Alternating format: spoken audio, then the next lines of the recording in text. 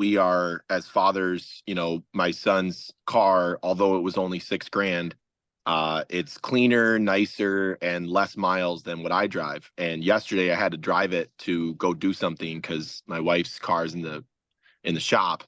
And I was driving his car and I'm like, dude, I love driving this car. Like, this car is so nice. It's so nice. It's clean, it's well maintained, it's like meticulous.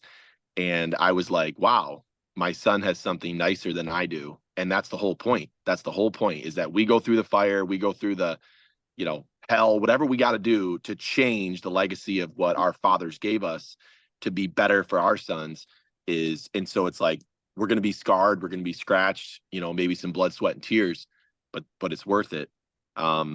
So I was just going to share regarding what Cole mentioned, and then Isaac. Sex before marriage is obviously a big topic, and people look at it differently depending on your view. The Bible does speak to that. Kirsten and I did not have sex before marriage. We waited, and I have no regrets with that. I believe that God honors it. I believe he sees it, not just for, I believe every biblical principle has a tangible worldly, like actual benefit, besides just the spiritual benefit.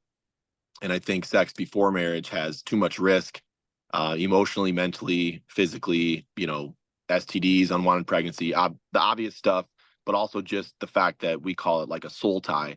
When you're intimate with a woman, you essentially are connecting your soul, and you can't undo it.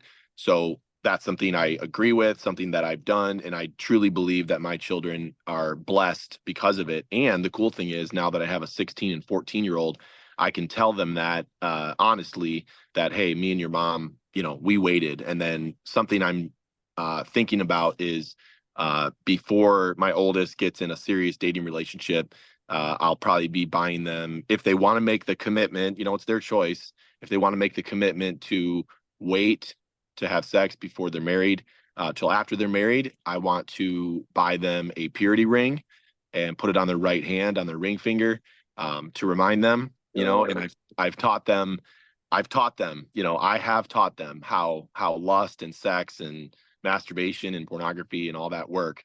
That's not a closed topic in our home. I think that people think it's sometimes weird to talk about. I think it's weird not to talk about. So very open about that with my boys. And we tell them that if our bedroom door is locked, you know why. So stay back. So anyway, it's not off topic.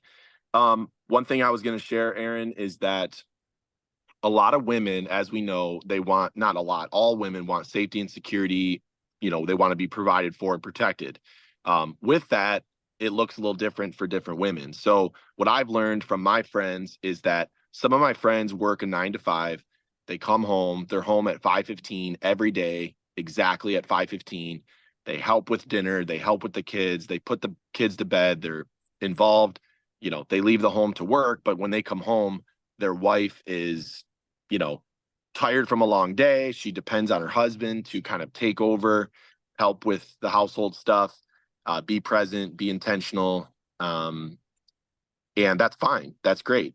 But there's other women that are just different, not necessarily more capable, so to speak, but just able to handle more. And my wife is one of those women that can handle literally everything. Of course, she appreciates my help. Of course, I do help. I don't want her to carry the full load. There has been seasons of burnout for her, but she has a very large capacity to handle the kids, to handle the household, to handle getting them to sports. Like, if I had a traveling job, she could knock it out of the park. No problem. But that doesn't mean I take advantage of it. So all I'm saying is, try to find out what type of woman she is, from the safety, security, provide, protect, like what brings her security. From a risk standpoint and finances, I think the man should lead in handling the finances. Doesn't have to be that way, but we lead in all areas. With that said, I think there should be a weekly or monthly check-in about where you're at. because she can go to bed at night knowing you got it covered. I didn't do that with my wife. She just trusted me. And a little bit like Lauren, I'm a gunslinger, I'm a risk taker. I have no problem having debt, knowing that it's temporary or knowing that it's an investment. Like, I'm more entrepreneur minded, business minded. So my wife sort of gave me the full green light with our finances. And if I was to do it all over again, I would have done it differently. I did make some mistakes. I did take on a little bit too much risk in different areas, and we're digging ourselves out of that now. But I would have at least done a check-in with my wife, even if she gave me the full, hey, you handle the finances, no big deal. I would have at least showed her and helped her understand, like, here's our monthly bills. It takes 10 or 15 grand a month to live. We got this mortgage. We came in under budget this month. Here's where we're at. She might want to be involved. She might not, but I think every husband should get on the same page and show their wife, like, what are we spending money on? We have extra money for furniture. What is something you want to buy coming up that we can save for? Like, just common sense communication around your expenses is a way to give them that security that they deserve. So that's something I have made some mistakes on that I think men should communicate with. Great. It's great. Love that. Thank you, Joe.